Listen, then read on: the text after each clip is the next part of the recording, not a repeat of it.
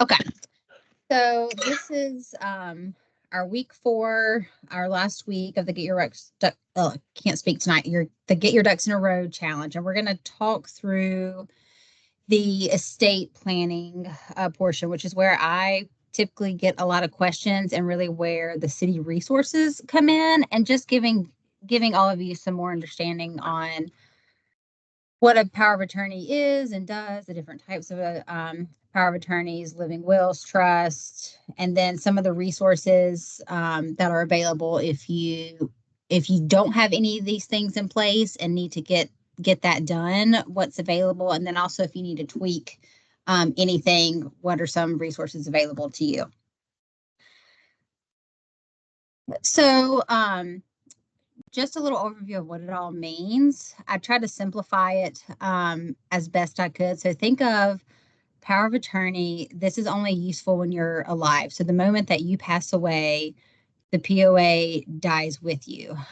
So the person you had over, who's making those decisions regarding your health and things like that, once you pass away, the will kicks in, and that's once you've passed away.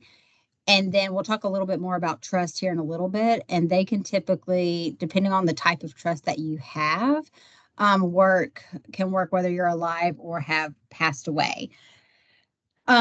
We talk a little bit about this later on, but just know that a will is separate from a living will. So a living will is really, it helps you to specify, your healthcare preferences. So whether you want breathing tubes, vents, feeding tubes, blood transfusions, etc.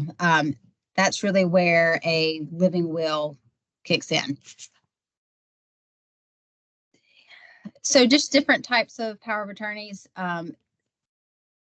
There is a lot of responsibility if you have just one sole person to be your power of attorney, especially if you have a complicated estate, lots of investments, if you have maybe you have a couple rental properties, who knows?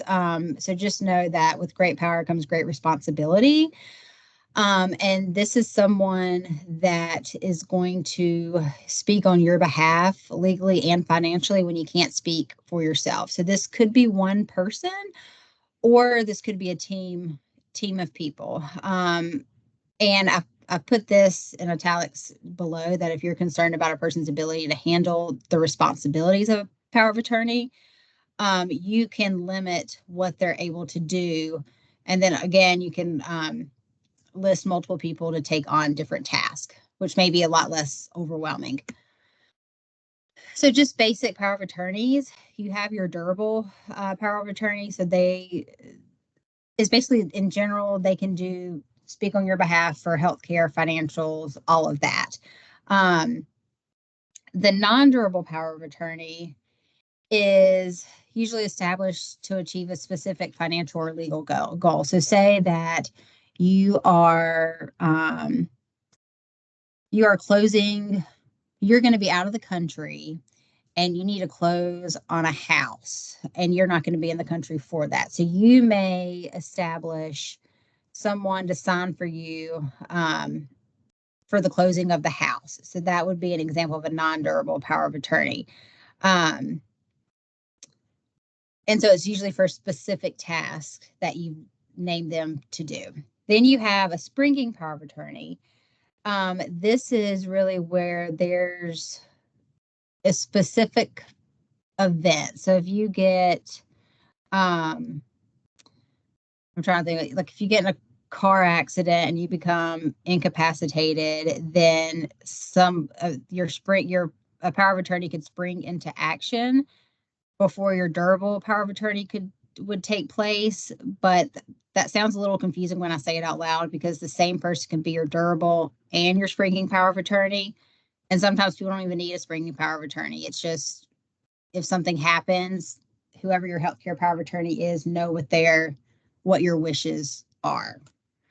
I will note on this, I'm not an attorney. I've learned a lot as kind of developing this program, but use your resources. We'll talk about this here shortly, but it's best to consult with an estate attorney who can offer customization to your specific situation, and can give you advice on the type of power of attorney you may need, legal witnesses in case it gets contested, things like that. So always just consult with an estate attorney regarding your specific situation, because it could look different. What may work best for me may look very differently for what's going to work best for you.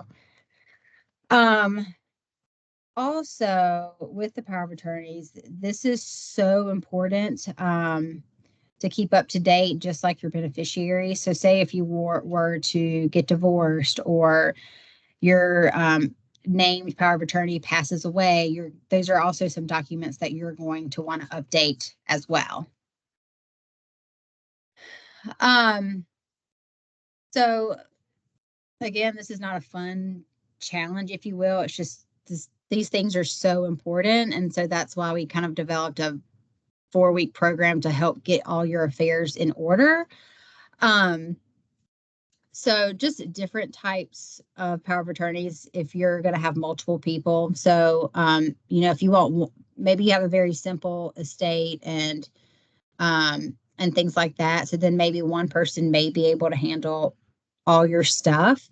Some people have a financial power of attorney, so they're just managing your finances, ensuring, bills are getting paid, all those types of things. A big one that's been popping up probably over the last, I'd say, going on maybe 10 years, is a digital power of attorney, just because there's so many talking about social media accounts and username and passwords with your Duke Energy and your, if you have My Chart with Novon or you're with Atrium, notifying those companies and then discontinuing any social media that person has. So a lot of people are starting to do naming someone as a digital power of attorney.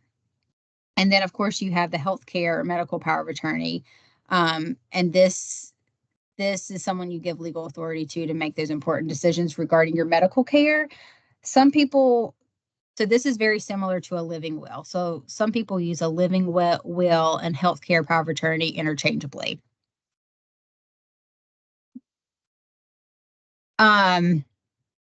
Here's also some other names for a living will. Again, it just outlines the wishes about the types of medical care you do or do not wish to receive if you're unable to speak for yourself.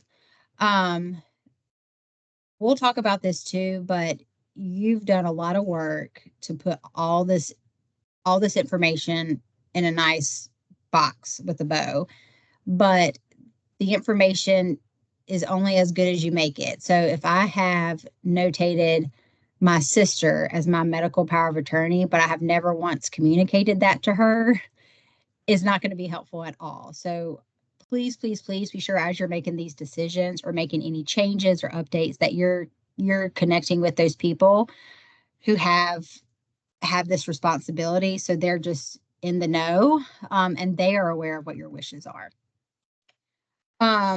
So here we go to the will. This is also called a last will and testament.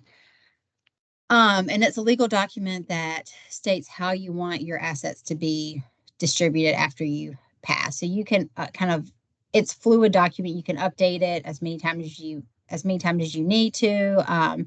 Say you have a will, you started a will, you've had a kid, and you've had 2 more kids since then you probably need to update your will. So just know you can change it at any time. A few things to note, that if you don't have a will when you pass, it's called dying intestate, which this is where, easiest way to explain, it's like a probate court will appoint someone to distribute your assets. So if you don't have a will, your assets may not be distributed as you would have liked. So this can really cause the people who are left after you pass, this really causes your loved ones some unnecessary legal headaches. And it's such a stressful time anyway, and a lot of heartache. And you're already in a lot of grief with just that you've passed away, and then they're having to deal with this on top of it. And also it could result in your money and property going to people you would not have left to them otherwise. And so just wills are so important. I'm going to talk about the difference between a will and a trust. And again, you really want to talk with an estate attorney on what makes the most sense for you. Just some wills and trust common terms. I'm not going to go through these one by one, but an executor is the person who will be in charge of distributing your estate. The intestate we just talked about. Codicil, I'm not quite sure if I'm pronouncing that correctly, but it's basically if you're wishing to update or change your will, it's essentially an amendment to your will. So you can make a change, but then keep everything else in place so you don't have to redo your entire will. I just mentioned about probate. So this is a legal process where they determine how your assets are going to be distributed.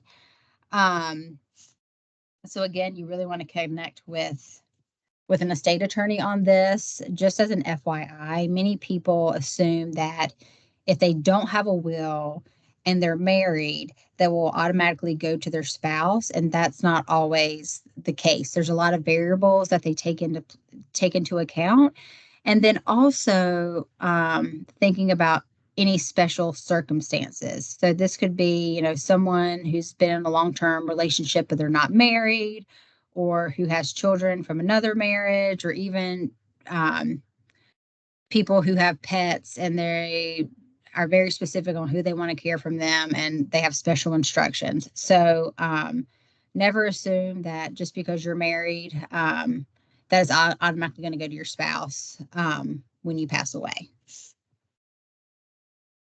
So a little bit about trust. You'll see, we talked a little bit about this a few weeks ago about things you really want to be careful of naming, things you want to be aware of if you ever name a minor as a beneficiary, and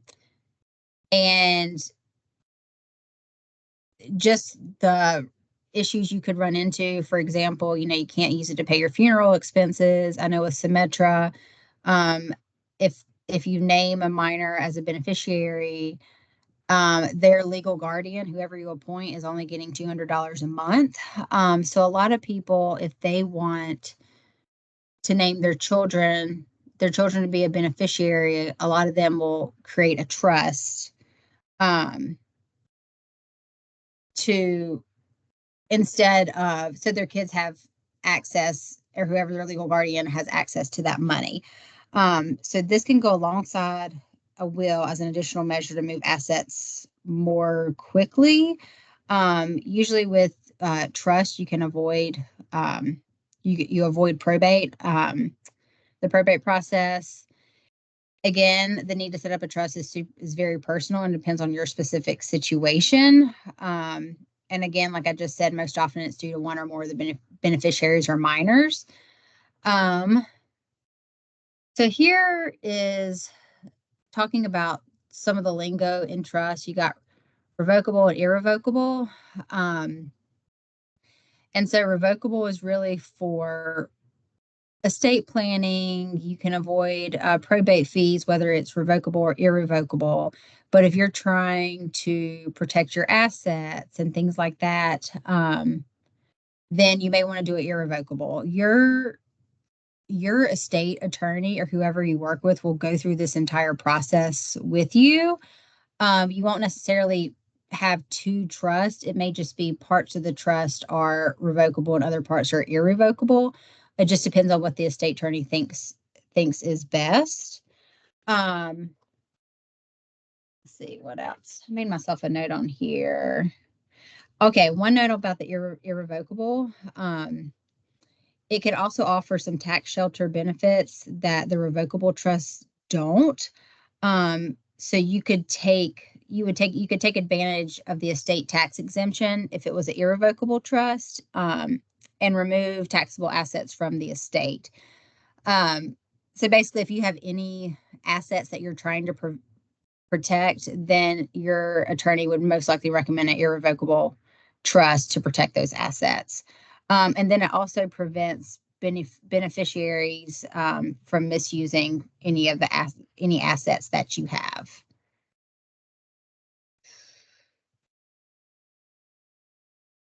So just to touch on some of the city resources, we have the MetLife Group Legal Plan. This is completely voluntary benefit. I believe it's goodness, you should remember exactly how much it was. I want to say it's like $416 a week. You can use them for a variety of different things. So home and real estate, if you're refinancing or buying a home and you need an attorney there, they'll do that at no cost. Elder care issues, I've updated my will. They help with trust as well. There's a ton of different things. I will make myself a note to send you the MetLife, the document of all the benefits that they provide. It's just, if you're looking to make any changes to your will or any estate planning or legal actions at all, this may be a good, if you don't have the MetLife currently, this may be a really good benefit to consider. And I'll tell you, whenever I was updating my will, the things I wanted to do, it probably would have easily cost a couple thousand of dollars. And they were able to do it at no cost. So this, depending on how you use it, this can save you a significant amount of money. So just think about this as we're going ahead and thinking about 2025 benefits. This may be something you want to add, or maybe you have it and you've never used it. It would be beneficial. Then we also have all employees have access to this, regardless if you've elected or not. Everyone has access. They offer, they do the short-term counseling and all of that, but they also have some financial and legal benefits. So you get a free and confidential 30-minute telephonic legal consultation. So if you have any specific questions you want answered or just to learn more about, I'd encourage you just to write all that down before meeting with them so you can be most effective with your time. And say that you've met with them and you want to continue to utilize their services, then most all of the attorneys that work through the EAP, you get a 25% discount on that. And then you receive one telephonic consultation per separate legal or financial matter. So one could be estate planning. Another one could be you, knock on wood, got a speeding ticket and you to have an attorney help you get out of that or whatnot, depending on how fast you were going. And then you have, they also have a free Willmaker and Trust software. I've never personally used it, but I know if you went to Best Buy or whatnot, it retails around $150. You have that completely free through the EAP program. So if you have a pretty simple, if you're a state or power of attorneys, or if what you want to do is fairly simple, EAP may be a great option. I have an employee that he did his entire will and all that through the EAP program and said it was super easy. So it may be something worth just going over there and checking out. But they also have a ton of legal forms. And if you're trying to prepare a will or thinking of things you need to consider, there's some guides for that. They have a ton of articles and legal topics, especially around estate planning. They even have a personal financial manager. So it can help you easily manage your personal finances and where your money's going and things like that. So don't forget about that resource as well. And I'll send you the handout for the legal services so you can see more about that. I think this is one benefit that people forget about, the various city resources outside, excuse me, the short-term counseling, that they also have these legal and financial resources. So here is how to access the Financial and Legal Resource Center through the EAP. And again, you'll get this full PowerPoint and everything for you to go back and reference. There's also the Voya Cares program. So if you have, someone in your family with special needs, and you may need some help related to financial planning, if you're enrolled in the Voya 457 plan, you have access to this benefit as well.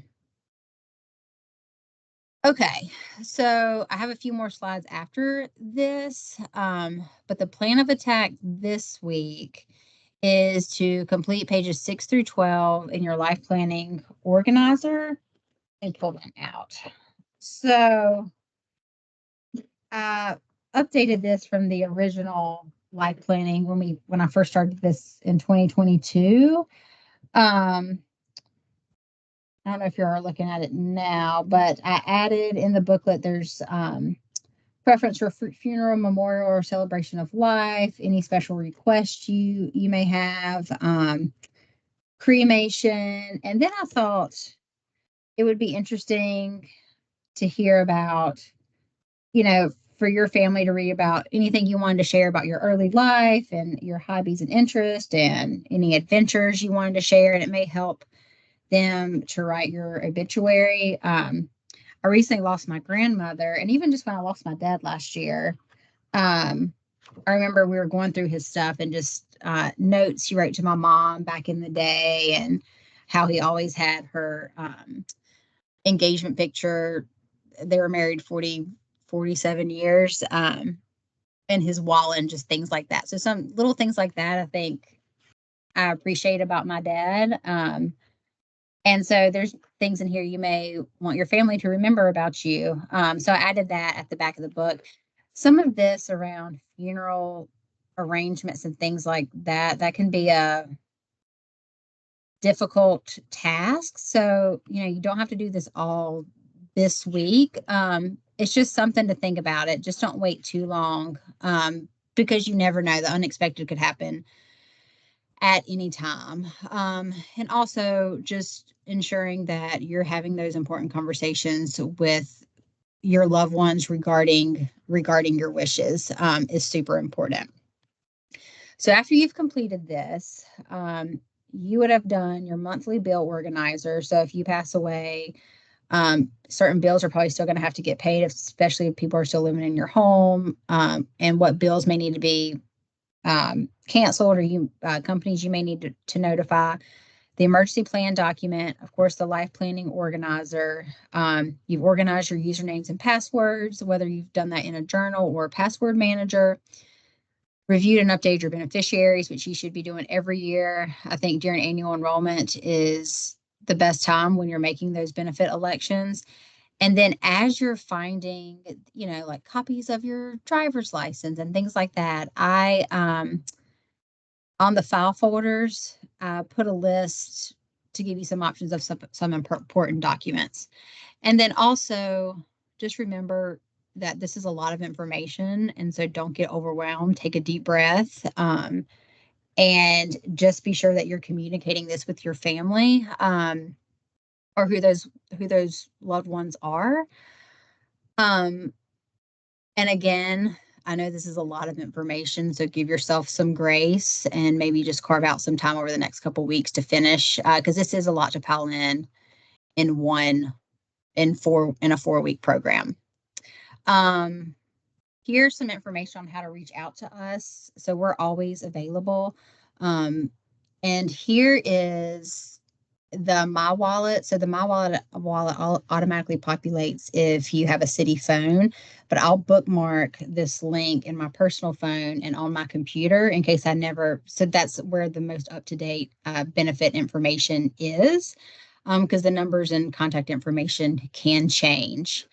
Last thing I'll also note is I'll put a whole toolkit together for y'all. So it will contain one place for all your edible documents, all the PowerPoints, the recordings, all of that. So I'll just create a toolbox, a file, so you're not having to sift through my various emails. So you can just have everything in one spot.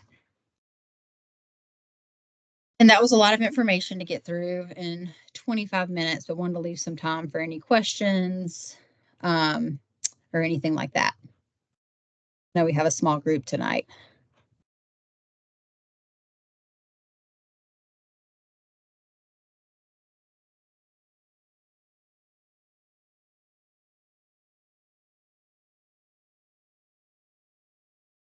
Everybody good?